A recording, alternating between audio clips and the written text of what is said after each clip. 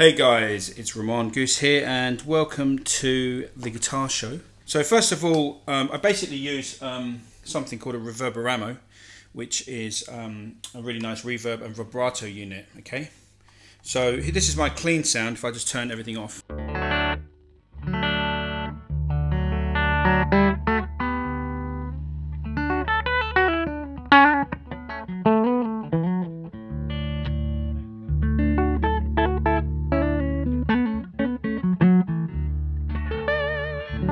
So that's kind of my clean sound. I'm playing my Goosecaster guitar, which I'll show you a photo of now. So basically, this is the clean sound. I'm going to put the reverb on now. Let's put the reverb, which is on this button here. So I click on that button there.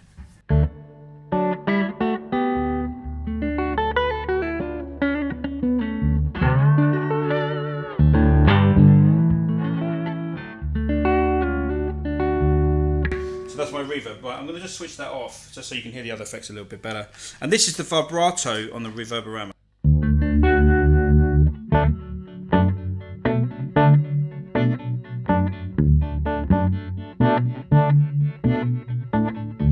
And then if we put the reverb on, you're going to get a really nice.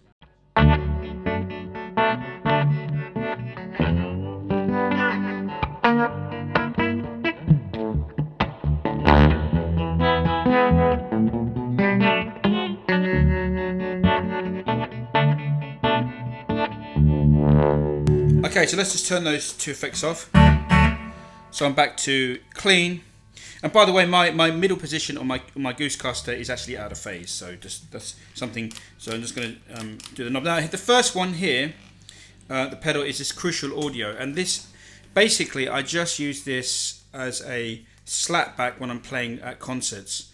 But when I'm recording albums, I use it in all manner of ways and like longer delays. But just because I just want to press that one button, which is on the on button, that gives me a slap back delay sound. So there's no reverb now, it's just that slap back.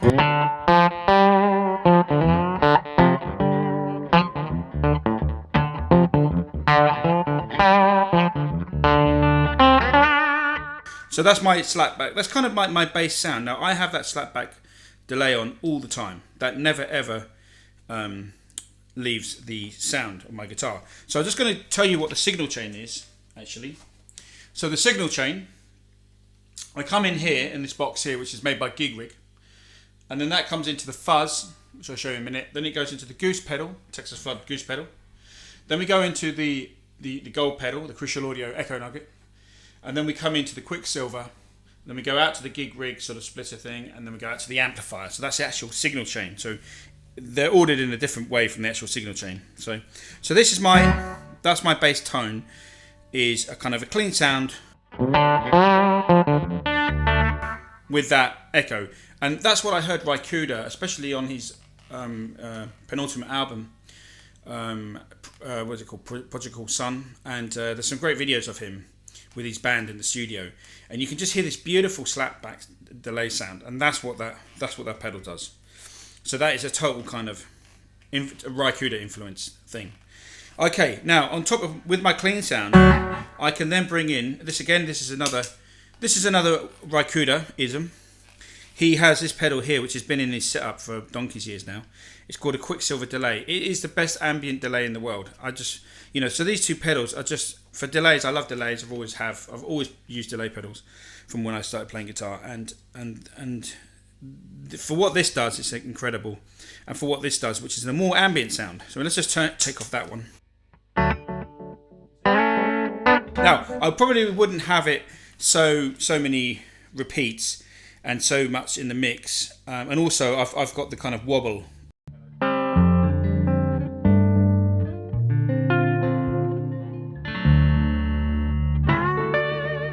So that's more of your a really nice ambient sound. But I always have this on. This is on all the time. This is always on, this pedal here.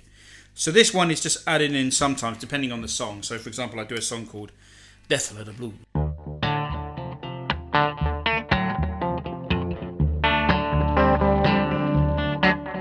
And and it just gives me that kind of real ambient, spacey sound for those particular songs where I need it, you know. And I'm going to show you another way I use it. But this Quicksilver, it's just an incredible delay, ambient delay. Also, another person that uses it is somebody in Trent Reznor's band, 9 Inch Nails.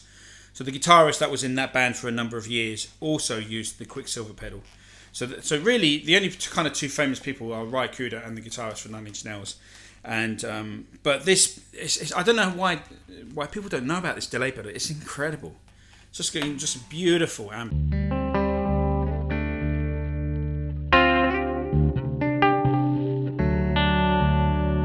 Okay, just tell you about my amp. I'm playing a Filmosound with a 3x10 cabinet, and it's a 1950s Filmosound modified by Bill Krinard. Let's turn this one off. So here we've got this is the Goose pedal, Goose Effects, and this is made by myself, and it's called a Texas Flood pedal. And I think I made about 25 of these. They're completely handmade with old school components. Built like it's kind of like I try to build a devolve a tube screamer, and make it like as if it was made in the 1960s. But in doing so, I tweaked the circuit quite radically and came up with it. It's kind of evolving into its own thing basically, which is called the Texas Flood Goose pedal. And like I said, I don't sell these. These are not for sale, but I do make them from time to time, you know. But they're never going to be, these handmade ones will never be, you know, officially for retail or for sale. I was kind of toying with the idea, but then I decided not to because I'm just too busy with other stuff in life. But anyway, I still make a few. Let's put it on.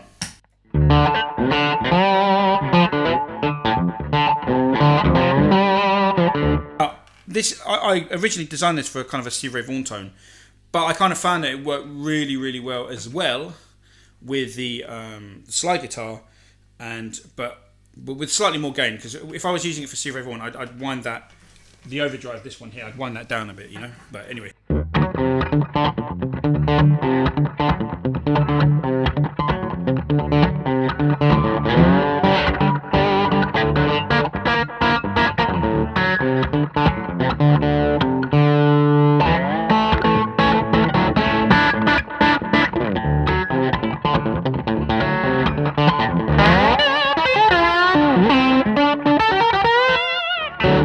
So that's a Goose pedal, which is a really, really great slap back, sort of with a slap back effect.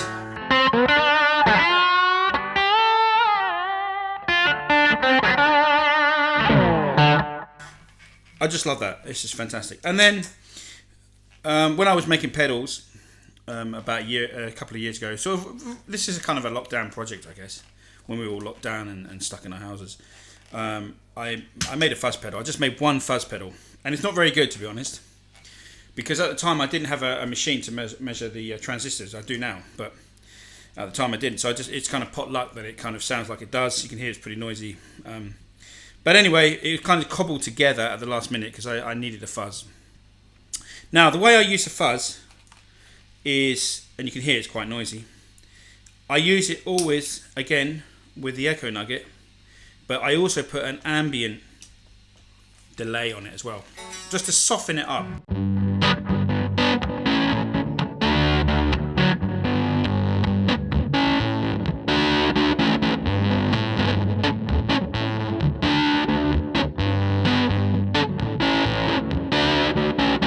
Okay, so that may be a little bit too over the top. Now, also I add in the vibrato. Okay, so generally, if I'm playing with the kind of my kind of own music, and what I kind of tend to do is I have the fuzz going into the delay, obviously, you know, going into the Echo Nugget, then the Quicksilver, and then I add a vibrato to give it kind of like a Leslie organ sound.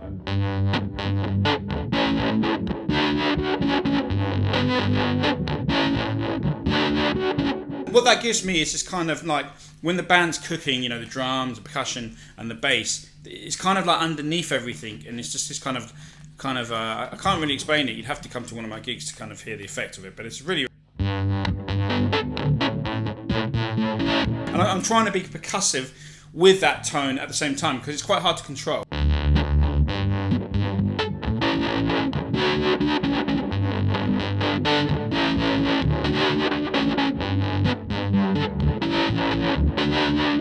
So, which is really fun because you've got this really crazy sound and you've got to try and make it percussive and controllable. So that's what I really use. That's how I use the fuzz. Unless I'm doing a blues rock gig, but then if I'm doing a blues rock gig, I have a completely different pedal board which I will show you, and that's more geared towards See If Everyone's Jimi Hendrix, and we can go in. But this is kind of my day-to-day pedal board that I use on sessions and all that kind of stuff, and I just wanted to show you guys. Hope you've liked this video. Got any questions, please ask, and this is Goose signing out. Goodbye.